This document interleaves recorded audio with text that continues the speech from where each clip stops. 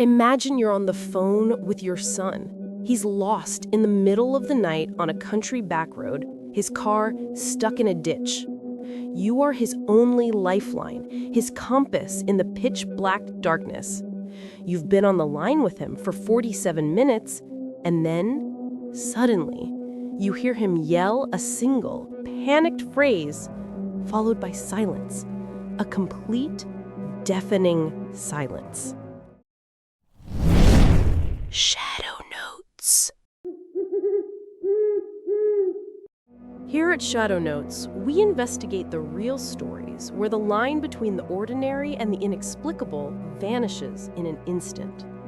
The night was May 14th, 2008. 19-year-old college student Brandon Swanson had just finished his final exams for the spring semester in Marshall, Minnesota. To celebrate, he drove out to a friend's place in the nearby town of Canby. It was a normal evening. Laughter, talk about summer plans, nothing that would hint at the tragedy to come. Around midnight, Brandon said his goodbyes and got into his old Chevy Lumina to head home to Marshall. It was a trip that should have taken 30 minutes, tops. A short, familiar route he'd driven dozens of times. But, for reasons that are still unclear, Brandon decided not to take the direct, familiar route home, Highway 68.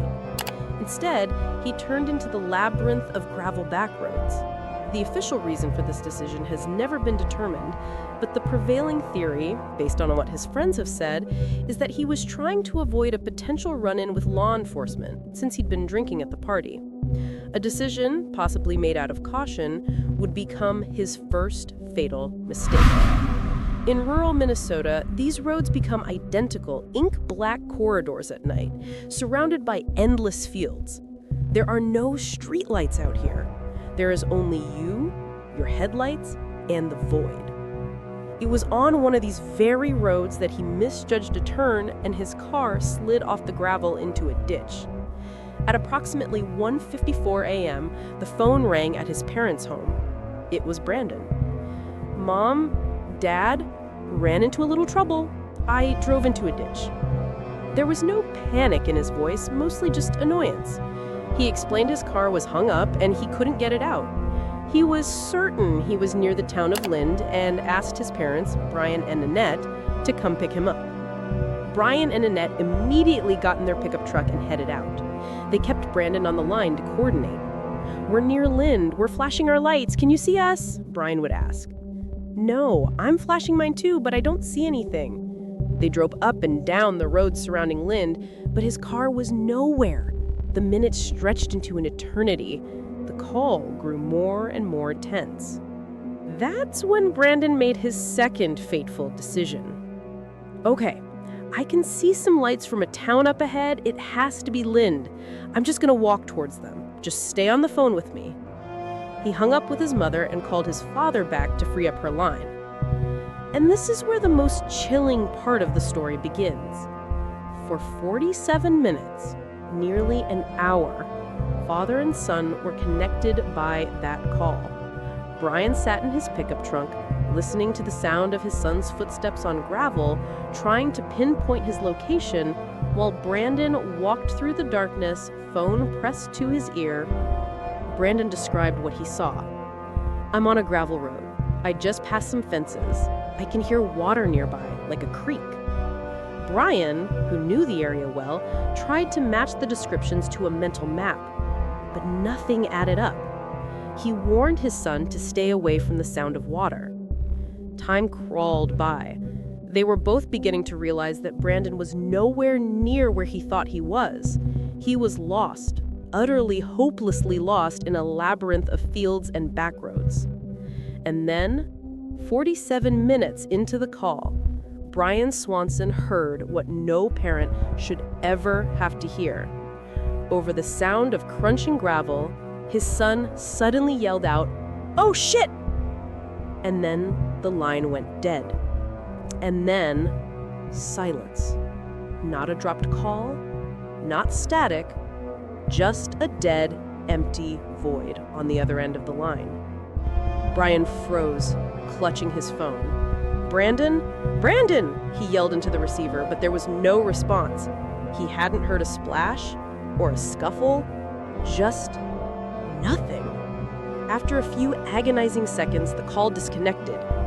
Immediately, Brian hit redial. It rang and went to voicemail. He called again and again. Each time the same thing. A few rings, then the detached voice of the automated system. Brandon's phone was still on, it was receiving the call, but he wasn't picking up. Shock was turning into raw panic. They kept driving the dark roads, their headlights cutting into every ditch, every shadow, but their desperation grew with every passing minute. Morning came. The cold, gray dawn of May 14th brought no relief. At 6:30 a.m., exhausted and terrified, they called the Lyon County Sheriff's Office. But the response they got wasn't the one they expected. When Annette explained the situation, the deputy on duty, as she later recalled, treated it with no real urgency. She was told that since Brandon was 19, he was a legal adult, and it wasn't uncommon for young men his age to stay out at night. One phrase the officer said is forever burned in his mother's memory. He has the right to be missing. But I'm his mother, and I knew something was terribly, terribly wrong, Annette said in an interview. To law enforcement, it was another routine call. To them, it was the longest night of their lives, now bleeding into a waking nightmare. They were advised to just wait. But they couldn't wait. They continued searching on their own, calling his friends, driving the same roads over and over. It wasn't until nearly 6 hours later, around noon, that police finally grasped the gravity of the situation and began to act. They did what should have been done from the start. They pinged Brandon's cell phone to get a fix on its last known location. The result was stunning, and it shattered their hopes. The signal wasn't anywhere near Lind, where they had spent the entire night searching. It was 25 miles away. In that second, Brian and Annette realized the awful truth. They had been searching in the wrong place the entire time. Their all-night odyssey, their desperate attempts to find him, had been doomed from the start. Brandon Swanson went from being a lost kid to a missing person. And for his parents, the true hell was just beginning. His car was found near the town of Porter, in a completely different part of the county. He had been so disoriented that he'd mistaken the lights of a distant farm or another town for the lights of Lind. A massive search operation began, one of the largest in Minnesota's history. Hundreds of volunteers, K-9 units, helicopters with thermal imaging, they scoured every inch of the terrain. And the dogs did, in fact, pick up a scent. Leading away from the abandoned car, the trail went on for nearly 3 miles, cutting across fields and hills. Searchers reconstructed his final journey. He had gone off-road, crossing farmland, heading in a direction only he understood. And that trail, it led them directly to the bank of the Yellow Medicine River. The river was high and fast that May from the spring thaw. And on the bank, the scent trail stopped cold. The official and most widely accepted theory is that Brandon, walking in the dark, slipped on the steep muddy bank and fell into the frigid water. His sudden cry of, "Oh shit," was his reaction to falling. The swift current and icy water would have given him no chance. It sounds logical, but this theory is riddled with holes. First, the Yellow Medicine River was searched extensively, multiple times over many years. His body was never found. Not a shred of clothing, nothing. Second, the behavior of the search dogs was strange. Some reports state the trail didn't just end at the water, but seemed to wander along the bank before vanishing. On forums dedicated to the case, people involved in the search have claimed that some dogs actually tracked the scent away from the river, but the trail was too faint to follow. This has led to other theories. Could his final cry have been because he ran into someone out there in the middle of nowhere? Perhaps an aggressive farmer protecting his land, or perhaps someone much worse. But if so, where are his remains? Others speculate he could have simply walked away to start a new life. But that flies in the face of his character, his lack of any serious problems, and that desperate 47-minute call to his parents. The massive search operation continued for weeks. Volunteers and professionals combed over 30 square miles of terrain surrounding his car. Divers plunged into the cold waters of the Yellow Medicine River again and again, searching miles downstream. Nothing was ever found.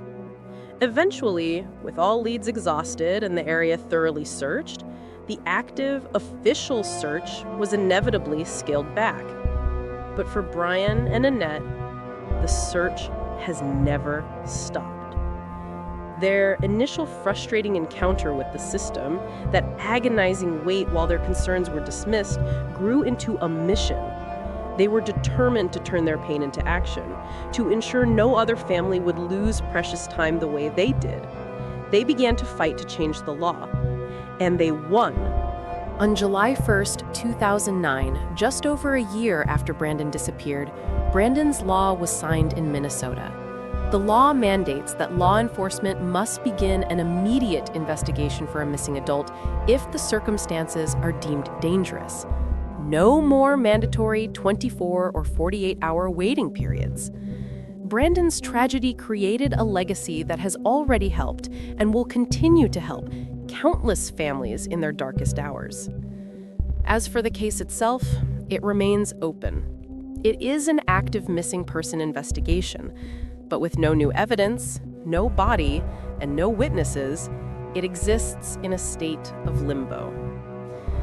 Today, Brandon Swanson has been missing for over 17 years. His parents, Annette and Brian, still live in the same house in Marshall. They could never bring themselves to move. Every single night, they leave the porch light on, just in case Brandon finds his way home. They continue to organize volunteer searches when they can, and maintain a social media page dedicated to their son, sharing his story in the hopes that someday, someone, somewhere will remember something. They live in a state of frozen grief, unable to mourn, yet unable to stop hoping. They are simply waiting for an answer to a question that was cut off mid-sentence on that cold May night. This story truly unnerves me because it shows just how fragile our connection to safety really is. For 47 minutes, Brandon was connected. He wasn't alone, but in the end, technology couldn't save him. It only served as a recording device for the final moments of his fight against the unknown. What do you think happened that night? Was it a tragic accident? Or is there something more to this story that we're missing? Let me know your theories in the comments. And if you want to see more investigations like this, make sure to subscribe to Shadow Notes.